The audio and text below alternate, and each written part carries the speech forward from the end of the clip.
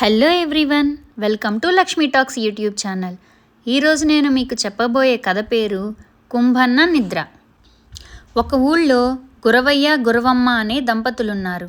వాళ్లకు లేక లేక ఒక మగబిడ్డ కలిగాడు. ఆ బిడ్డ పుట్టాక ఉంగా అని ఏడవలేదు, కళ్ళు విప్పలేదు.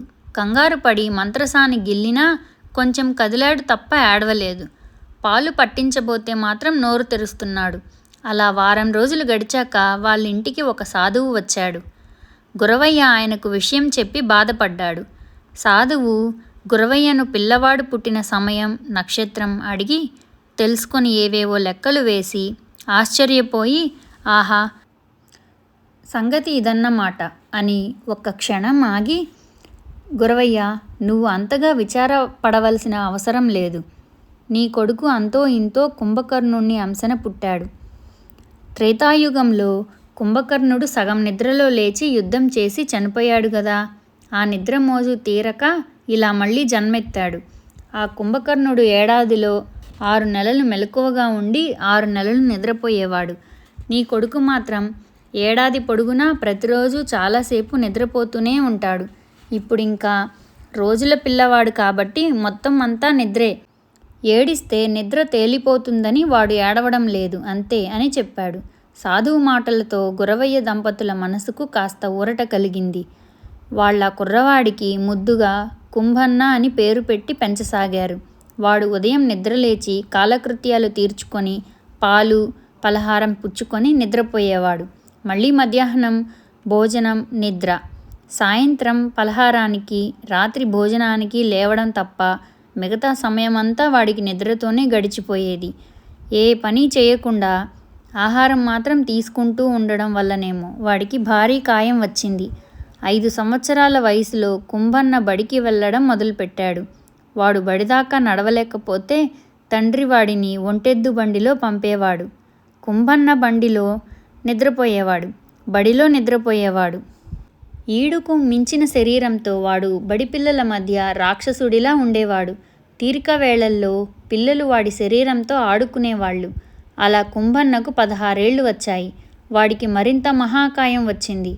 కానీ అక్షరం ముక్క అబ్బలేదు.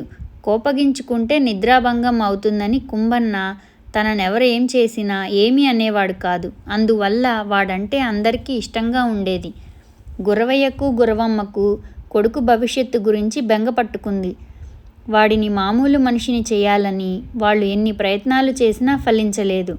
అలాంటి సమయంలో కుంభన్న జన్మరహస్యం చెప్పిన సాధువు మళ్ళీ వాళ్ళ ఇంటికి వచ్చి విషయం తెలుసుకున్నాడు. ఆయన ఒక రోజంతా వాడిని శ్రద్ధగా గమనించి, నిద్ర ఎక్కువ తప్పితే మీ కుంభన్న చాలా తెలివైనవాడు.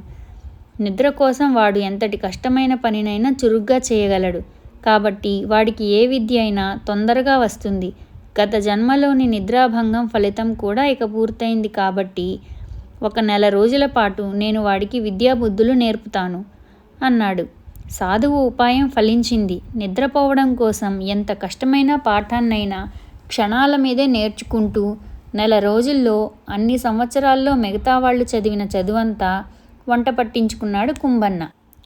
సాధువు వాడినెంతగానో మెచ్చుకొని, ఎంతో చురుకైన వాడివి, నీవిప్పుడు ఏ గురుకులానికైనా వెళ్ళి గొప్ప గొప్ప శాస్త్రాలు అభ్యసించు, లోకానికి ఎంతో ఉపయోగపడతావు అన్నాడు. స్వామి, ఎక్కువసేపు మెలకువగా ఉండడం నా వల్ల కాదు.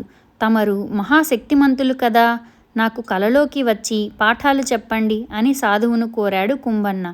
అలాగే, నీ కలలోకి వస్తాను, కానీ నువ్వు భోజనం కూడా కలలోనే చెయ్యాలి, తెలిసిందా అన్నాడు సాధువు. కుంభన్న సరేనన్నాడు. సాధువు కుంభన్నకు కలలో కనిపించి పాఠాలు చెప్పాడు. కుంభన్న కలలోనే భోజనం చేశాడు. కానీ అందువల్ల వాడికి పాఠం అబ్బలేదు, కడుపు నిండలేదు. అలా 4 రోజులు గడిచాక నీరసంతో కుంభన్నకు నిద్ర పట్టలేదు. కాలక్షేపం కోసం వాడు ఊరంతా తిరిగాడు. అప్పుడు వాడికి ఊరెంతో అందంగా కనిపించింది. ఇక ఆగలేక బయట పూటకూళ్ళ ఇంట్లో భోజనం చేస్తే ఆ తిండి ఎంతో రుచిగా అనిపించింది. నా చుట్టూ ఇంత గొప్ప ప్రపంచం ఉంటే నేను దాన్ని చూడకుండా నిద్రపోతున్నాను.